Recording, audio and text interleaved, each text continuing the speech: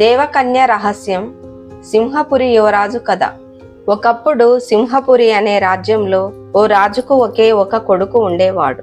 అల్లారు ముద్దుగా పెరిగిన ఆ యువరాజుకు లోకజ్ఞానం రావాలని రాజు భావించాడు.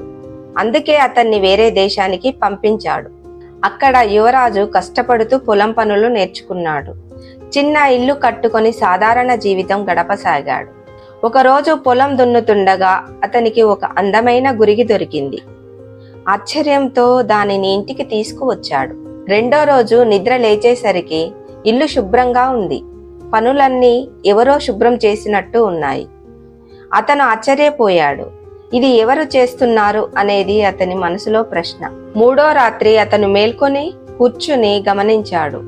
అప్పుడే గురికి నుండి ఒక అందమైన అమ్మాయి బయటకు వచ్చింది.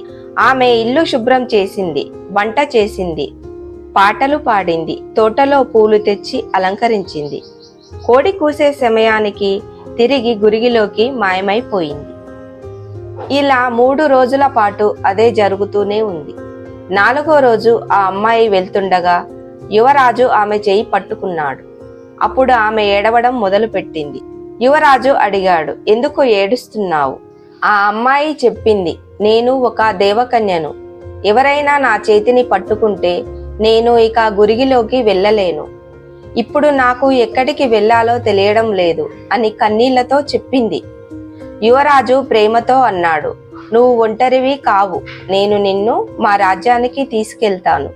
నేను సింహపురి యువరాజును. అలా ఇద్దరు రాజ్యానికి బయలుదేరారు. యువరాజు వస్తున్నాడని తెలిసి రాజు మనసు ఆనందంతో నిండిపోయింది. ప్రజలు హర్షధ్వానాలతో స్వాగతం పలికారు. యువరాజు దేవకన్యను వివాహం చేసుకుని పట్టాభిషేకం పొందాడు. ఆ తర్వాత సింహపురి రాజ్యాన్ని పరిపాలించాడు. అలా వారి జీవితం సుఖ సంతోషాలతో నిండిపోయింది.